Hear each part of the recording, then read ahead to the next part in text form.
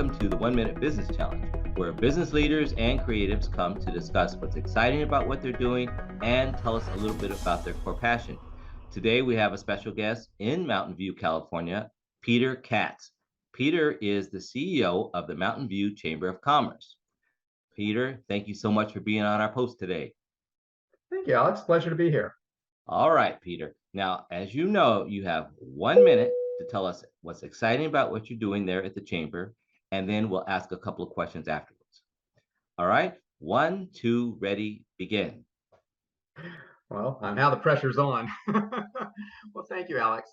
If I look at my passion is building public-private partnerships that close the opportunity gap and help our community at large prosper. The Mountain View Chamber of Commerce, where I work, is where all aspects of the city come together: businesses, nonprofits, education, city government, to make Mountain View the best place to live, work, and play. And we're rather unique in that we're headquarters to some of the most recognized international corporations in the world, like Google and LinkedIn and Symantec and Intuit. But we're also home to hundreds of family-owned businesses and entrepreneurs. And so this affords the rare and rewarding opportunity to merge social good with substantial business practices. I have a couple of questions. First question is, how did you end up at the chamber? Now, you and I have actually known each other for quite a few years. How did you end up at the chamber? It's funny because I've spent about half my career in the tech world and then the other half in the nonprofit world. And I've been doing a lot of work in the last few years doing workforce development and helping underserved kids get ahead and all of that, but also doing it in a business setting. So how can we get them involved in the business world and so on? And a friend of mine was the former CEO of the chamber. We were having lunch together. He said, "Have you thought about a chamber of commerce?" And I said, well, I've been a member of a chamber of commerce before, but I don't really know what it means to run one. And he goes, I think you ought to look into this. And so looked into it. The timing was right. The place was right. The people were right. And here we are 3 years later. Wow, very good, very good. All right, now listen, I understand that because the pandemic really affected a lot of businesses, small and large.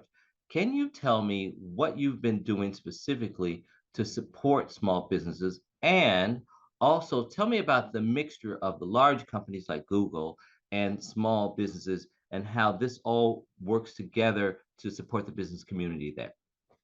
Sure. So, the pandemic just hit everybody hard and in different ways. And so, the large companies had to wrestle with the fact that, they couldn't allow their people to come into work.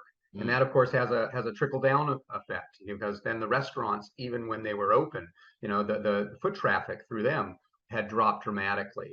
And it was funny because at least in Mountain View, everybody kind of recognized we're in this together. So whether it was the large companies, the small businesses, the city, we all kind of looked at what are some of the things we can do to help our businesses. And what we found were a couple of different trends. One was that the large corporations really did want to help. They recognized that, healthy trees cannot grow in unhealthy soil. So you have to help everyone around you as well as help your own employees.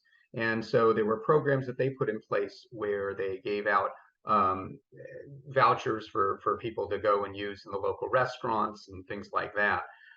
The city was great in that, we did a lot of programs with the city where, of course, one of the most common ones for restaurants were closing main streets and allowing the restaurants to expand into the streets so that they could, serve outside. The other thing that's interesting about closing the street is it allowed us to do some more things with the retailers too. For example, there's yoga classes that happen in the middle of the street because there's space and it's outdoors. And so, it's a way of bringing the community together. Make no mistake, we're still hurting, as are so many of our communities. And so we're still looking at grant programs and so on. And the city actually is one of the first in the area to offer a city-based grant program to a lot of our small businesses. You have a big event coming up. Can you tell us about that? This is the Mountain View Wine and Art Festival. Is that correct? That is correct. The Mountain View Art and Wine Festival is in its 50th year. It's our 50th anniversary. And in fact, actually last year would have been our 50th, but there was that little pandemic thing going along. So we actually had a smaller version of it, only about 10,000 people, that we called the pint-sized Art and Wine Festival, the 49 and a half version. But this year we're able to do it as we have in the past, where we have 8 city blocks blocked off.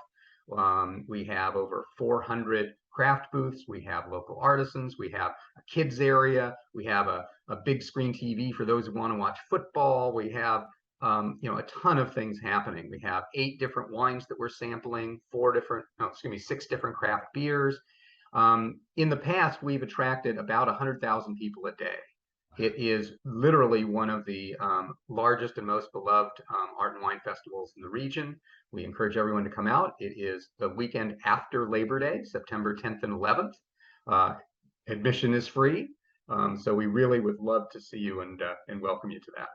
Well, you know what? I can vouch for it because I've been many times because I used to live in that area, as you remember. So it's a fun time for everybody. Listen, Peter, thank you so much. This is short form content, so we have to wrap it up. But I appreciate this so much. Well, it's a pleasure, Alex, and good luck to you. Okay, thank you.